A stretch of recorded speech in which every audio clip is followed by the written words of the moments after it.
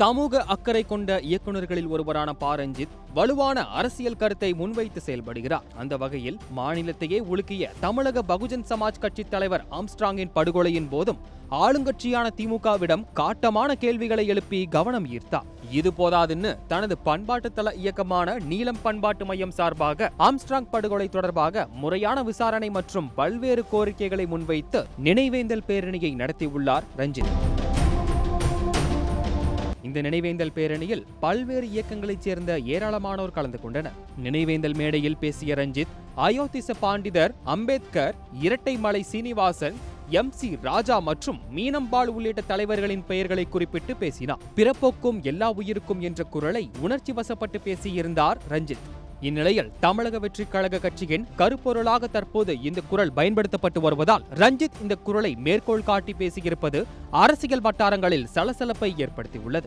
Armstrong மரணத்தை வைத்து பலரும் அரசியல் செய்து வரும் சூழலில் விசிகவை சேர்ந்த யாரும் பிற இயக்கங்கள் நடத்தும் நினைவேந்தல் போன்ற நிகழ்ச்சிகளில் பங்கேற்க கூடாது என முன்னதாக விசிக தலைவர் திருமாவளவன் தனது தொண்டர்களிடம் கேட்டுக் கொண்டிருந்தார். அவர் ரஞ்சித் நடத்தும் நினைவேந்தல் குறித்து தான் சொல்லியிருப்பதாகவே கருதப்பட்டது. பெயர் குறிப்பிடாமல் இவ்வாறாக திருமாவளவன் கொடுத்த செய்தி ரஞ்சித் நடத்தும் நிகழ்ச்சிக்கு செல்ல வேண்டாம் என்பதே சமூக வலைதளங்களில் விவாத பொருளாக மாறியது. திமுகவிற்கு வாக்களித்த தனக்கு அந்த கட்சியின் நடவடிக்கைகள் திருப்தியாக இல்லை எனவும் இதே நிலை நீடித்தால் தனது நிலைப்பாட்டை மாற்றிக்கொள்ள நேரிடும் என்றும் ஏற்கனவே ரஞ்சித் தெரிவித்திருந்தார். பகுஜன் சமாஜ் கட்சியின் மாநில தலைவருக்கான வெற்றிடம் இருப்பதால் தன்னை வலுவான தேர்வாக காட்டிக்கொள்வதாகவே ரஞ்சித் நினைவேந்தல் பேரணியை நடத்தியிருக்கக்கூடும் என பேசப்படுகிறது.